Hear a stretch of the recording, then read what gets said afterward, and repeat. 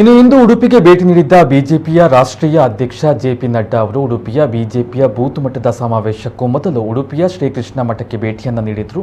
ಈ ವೇಳೆ ನಡ್ಡಾ ಅವರನ್ನ ಮಠದ ದಿವಾನ ವರದರಾಜ ಆಚಾರ್ಯ ಮಾಲಾರ್ಪಣೆಗೈದು ಗೌರವಪೂರ್ವಕವಾಗಿ ಸ್ವಾಗತಿಸಿದರು. ಬಳಿಕ ಶ್ರೀಕೃಷ್ಣ ಸನ್ನಿಧಿಯಲ್ಲಿ ಪೂಜೆ ಸಲ್ಲಿಸಿದ ನಡ್ಡಾ ಅವರು ಪೇಜಾವರ ಮಠಕ್ಕೆ ತೆರಳಿದರು. ಪೇಜಾವರ ಮಠದ ಶ್ರೀರಾಮ ವಿಠ್ಠಲ ಸಭಾಂಗಣದಲ್ಲಿ ಶ್ರೀ ವಿಶ್ವಪ್ರಸನ್ನ ತೀರ್ಥ ಸ್ವಾಮೀಜಿಯ ನೇತೃತ್ವದ ಮಠಾಧೀಶರೊಂದಿಗೆ ನಡ್ಡಾ ಅವರು ಸೌಹಾರ್ದ ಸಮಾಲೋಚನೆಯನ್ನು ನಡೆಸಿದರು. ರಾಜಾಧಿಕಾರ ನಡೆಸುವ ಪಕ್ಷಗಳಿಂದ ಕರಾವಳಿಯ ಸಾಧು ಸಂತರ ಅಪೇಕ್ಷೆ ನಿರೀಕ್ಷೆಗಳ ಬಗ್ಗೆ 10 ಅಂಶಗಳ ಪತ್ರವನ್ನು ಪೇಜಾವರ ಶ್ರೀಗಳು ನಡ್ಡಾರವರಿಗೆ ಹಸ್ತಾಂತರಿಸಿದರು.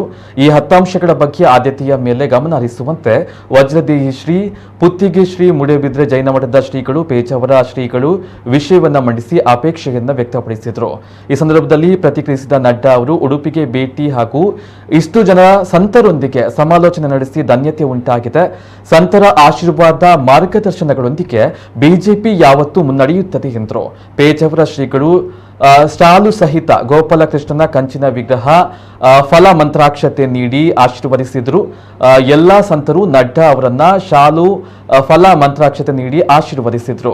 ಶ್ರೀಶಾನ್ ನಾಯಕ ಪೆರ್ಣಂಕಿಲ, ಸ್ವಸ್ತಿಕ್ ಕಲ್ಯಾಣಪುರ, ಸತೀಶ್ ಕುಮಾರ್ ಮಠದ ಕೊಟ್ಟಾರಿ ಸಂತೋಷ್ ಸಹಕರಿಸಿದರು. ನಳಿನ್ ಕುಮಾರ್ ಕಟೀಲ್, ಎಸ್ ಅಂಗಾರ, ಶೋಭಾ ಕರಂತ್ಲಾಜೆ, ಸುನೀಲ್ ಕುಮಾರ್, ಲಾಲಾಜಿ ಮೆಂಟನ್, ರಘುಪತಿ ಭಟ್, ಸುರೇಶ್ ನಾಯಕ್ ಉಪಸ್ಥಿತರಿದ್ದರು. Bharatiya Janata party national president श्रीमान जगत प्रकाश नड्डा जी को भगवान का कृपा मानते हुए अभी हमारी पूरी विश्व में सनातन धर्म का आविर्भाव हो रहा है।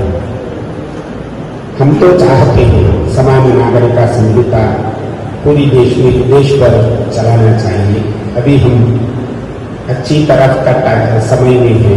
हमारी पूरी देश की तरफ से एक बड़ा हमको दायित्व आता है, तो आपका पास यही निवेदन है, आगे सम्मान्य और हमारा आदरणीय प्रधानमंत्री जी सम्मान्य नरेंद्र मोदी जी के साथ में और हमारा राष्ट्रीय गृह मंत्री माननीय अमित शाह जी का साथ में आपका नाम बहुत बड़ा दायित्व में है। सब मठाधीशों का प्रणाम करते हुए Bharatiya Janata party national president श्रीमान जगत प्रकाश नड्डा जी को